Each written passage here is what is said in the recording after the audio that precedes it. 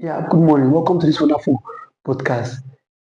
You can subscribe to our YouTube channel, like our videos, please share, comment for more political discourse. Please turn on your notification bell should in case whenever our videos drop. The problem of the Southeast are the Southeasterners themselves. Yesterday, a media house, Sahara reporters, unraveled the mystery and the killings in southeastern part of Nigeria. And during that findings, what was reported online was that Mazi Nnamdi Kanu, Simon Ekpa, and Simon Ekpa were not the people behind the insecurity in the southeastern part of Nigeria, as alleged by the Nigerian government and by the southeastern politicians.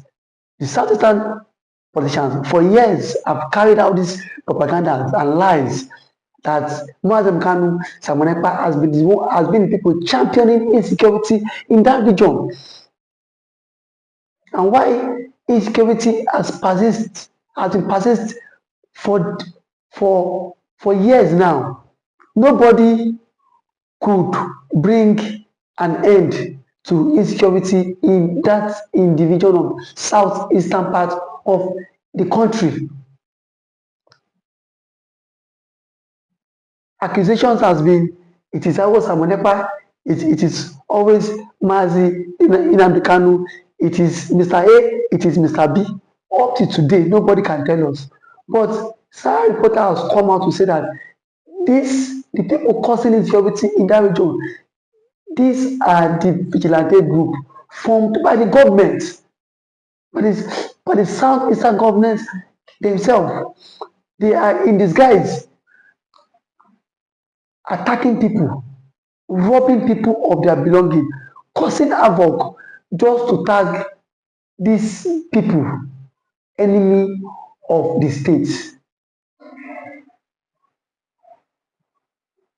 They are tagging these people the enemy of the state just because they want the public to have a negative mindset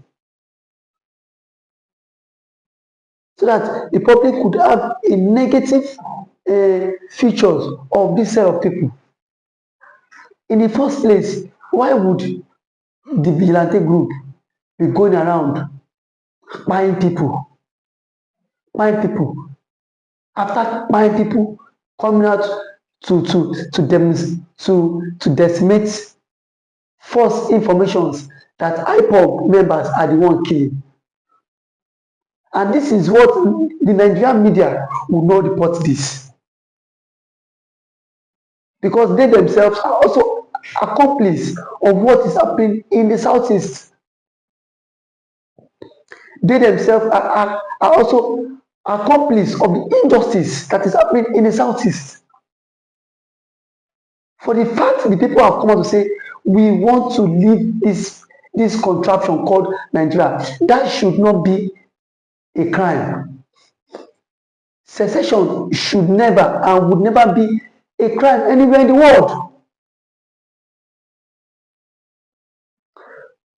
So because of the people are saying we are tired of this contraption, the leaders in the southeast went ahead to form a vigilante group that have caused unrest in that region, and that group is still causing unrest in that region just because they want to achieve their own aim. And what is their aim? Their aim is to be in this contraption called Nigeria, so that they can be errand boys and errand girls to their slave, to the Fulani jihadists and the Fulani slave masters.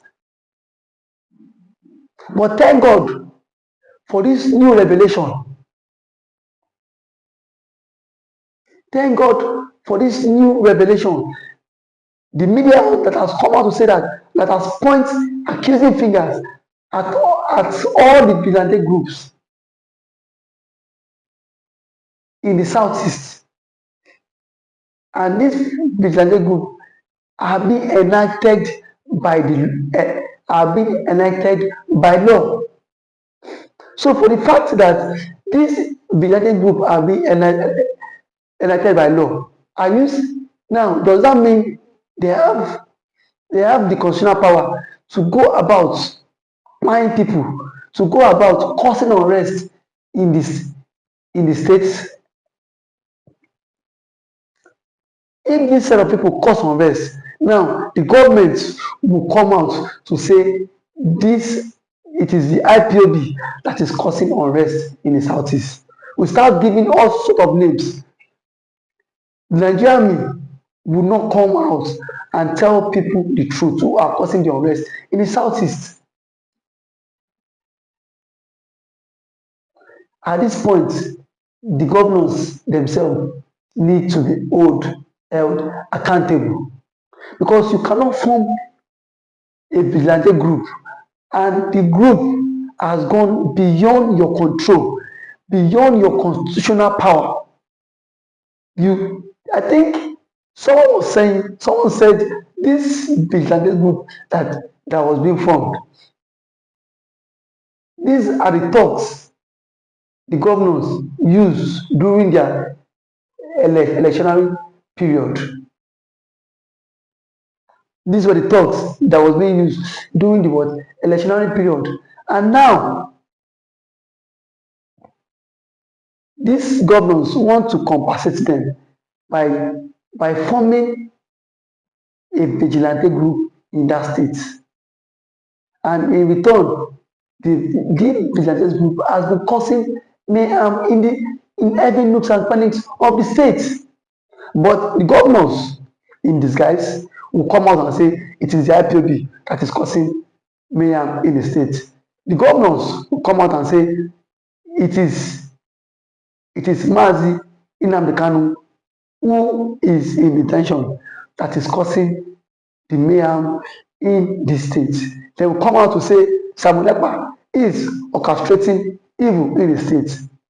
And why those who the governors have given power, constitutional power, legal power, are indirectly or directly causing this mayhem in the state? The question is, how long can we continue with these lies and deceit? You want to sell out your people just because of one Nigeria. You want to sell out your people because you believe in one Nigeria. And everybody would not have the same belief and the same ideology with these men in the political coffers, in the political terrain. Because you are a benefactor of one Nigeria today does not mean that the system is favorable to every Nigerian on the streets.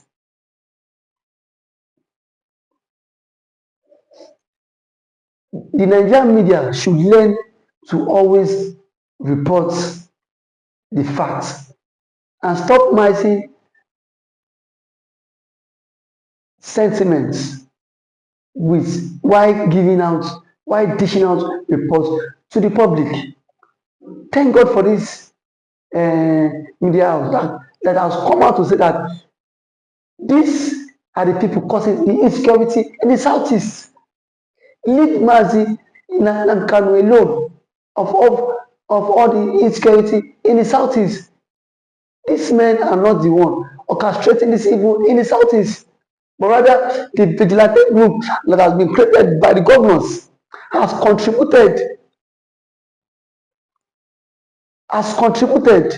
more issues in the insecurity in the southeast. And I think it is high time the police should call the governors to order and tell them that this your vigilante group is causing unrest in the southeast.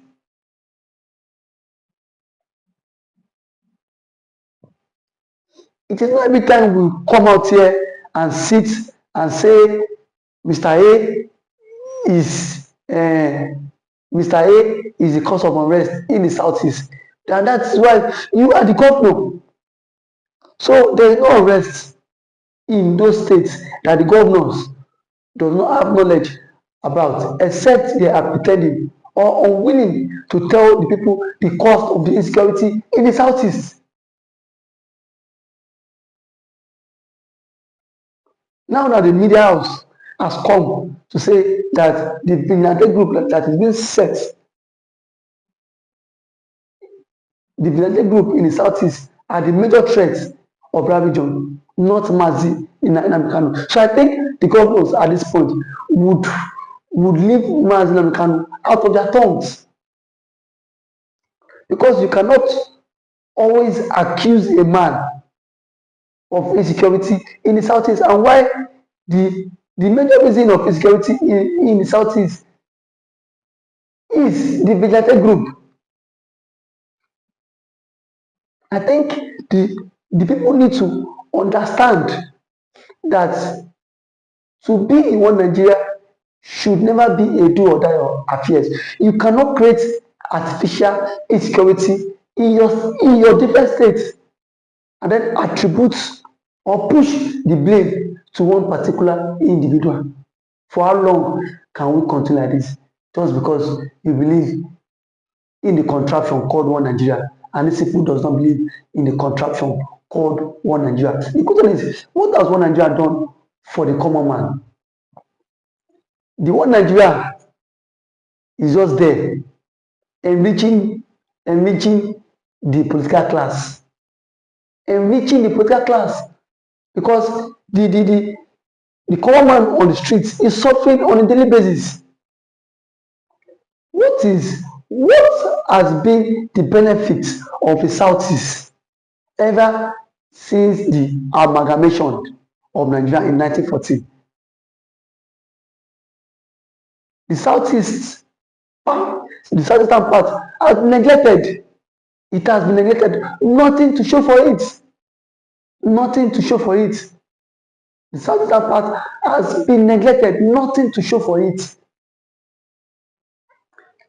There are no seaport in the southeast. There are no international flights in the southeast. The southeast has been deprived of presidential slots in this same country, and you still want your people to be stuck to remain in this contraption called one Nigeria. If you are paymasters to the Fulani oligarchies, to the Fulani jihadists, does not mean everybody should be an errand boy to the Fulani oligarchies and to the Fulani jihadists. The people cannot continue under the slavery. I think it is high time the governors need to sit down and tell themselves the truth, that what we are doing now, is it for the interest of Nigerians, for our people, or for their selfish interest? Just for them to make sure that they are united in the sense of sharing the public, of sharing the commonwealth of the people. And that is why they are doing everything possible to remain in one Nigeria, because their aim is to share the funds, the public funds of people. But I think the people at this point, we must stand up and take back what belongs to us. Thank you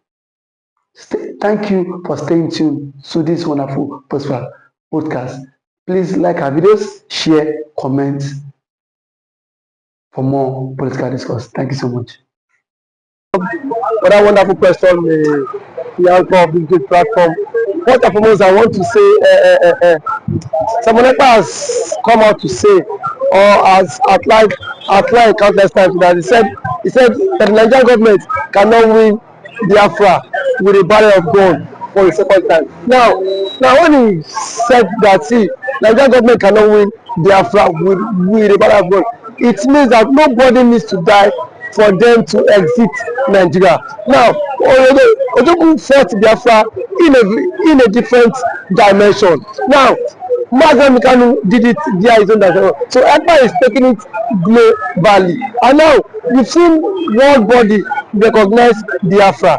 We've seen the UN and then some other global body have come out to endorse the Biafra struggle. So kudos to him, it is a plus. Some persons have come out to say that SIEMON EKPA should be discredited, the likes of RR0 and that of the southeastern governors. But my question is that you said SIEMON EKPA should not be taken serious. Then who should be taken serious? The government who is not willing to protect our people? Is it the people who have refused to speak up when the Igbo man has been marginalized in the country? Is it the same governors who have become a tools in the hands of their Fulani master? So for you to even have a character like SIEMON EKPA and Nnamdi Kanu to have come out to say enough is enough, that we are tired of this contraption called one Nigerians. It shows that these people have this mindset that see they can no longer be the slave. So for him to have even gone as far as to hire lobbyists that will speak on behalf of Biafra in the world in the UN summit, to me it's a plus, and that alone the voice of Biafrans will be heard globally, and the voice of an Igbo man is also being heard globally. Now let me take it back the line. When Southern Sudan and South Sudan wanted parted ways, nobody killed each other. Nobody go through the route of violence. It was done amicably. So SIEMON EKPA is doing it amicably for him to convince world leaders that this thing is possible. And why the government of the day, the present government of Nigeria, are not seeing it that way. Thank you. You can also to the government, to the Nigerian government be worried about this? Why would they be worried? The same people have sent assassins to kill SIEMON EKPA. Now only he has escaped. So see, one thing about it is that the government of the day, they are panicking. There's panic. You know what it is now? So a particular tribe, a major tribe, to exit your country. You know how an Igbo man is. You know the investment of an Igbo man is in the country. Now imagine in Nigeria without an Igbo man. Let's just imagine that. I mean, dominance. That means the Hausa man would now dominate virtually every government parastatals in Nigeria. So now the reason why the Igbo man is still believe that's Nigeria is because the Igbo man is still in the contraption called Nigeria. But eventually, if the Igbo man leaves, my brother, the Igbo man will know the true meaning of Nigeria, and then we now know who owns Nigeria. Just like what Angwabula said, he said they are not scared of the Igbos parting, exiting Nigerians. That was what he said. He said they are not scared. Indirectly, that means the other tribe would not have sense of belonging in the country. And we know it. I know it too. And every man now has the spirit of dominance. You cannot dominate him. If a Fulani man has the spirit of dominance, for you to dominate him, it will take ages. In terms of population, you cannot dominate them. So one thing is that Ojukwu have foreseen this whole thing. That was why he championed this Biafra struggle. And now, gradually, it is now becoming a reality in this contraction called Nigeria. Now, there are some Igbo men are even tired of the system called Nigeria. Just because they feel their brother is still in president. man, my brother, I can bet you, come 2027, the Yorubas will be championing old Oduduwa Republic more than the Igbo man. I can bet you that. That I am very certain of.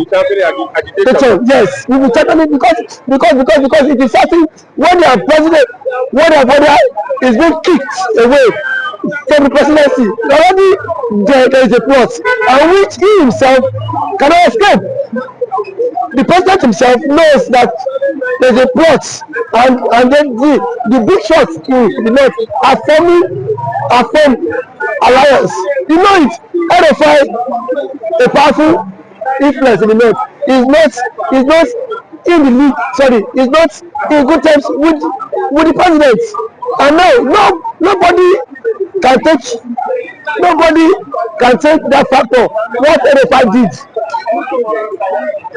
Honestly, that made President Tinubu emerge as the president via his own influence. And then we have also the likes of Ango Ambulai, which is the chairman of the Northern Others Forum.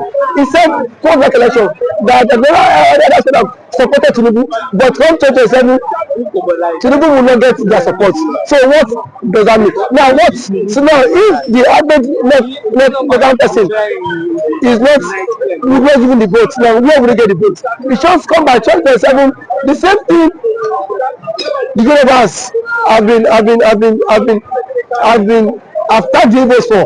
Now they will be the mastermind of it, because I can bet you by 2027 Yoruba will stop. And that's the slogan that will continue to trend, is that we are tired of the country, we want to follow the suit of the Igbo man and exit the country. And then the Igbo man now will not take them, tag them for being unserious, because now that the Igbo man is championing for the exit, we are saying the Igbo man is not serious. There are claims that the Igbo man is not serious, but I can bet you, when the system will not catch up with you, then you will know why the Igbo man has been championing to exit.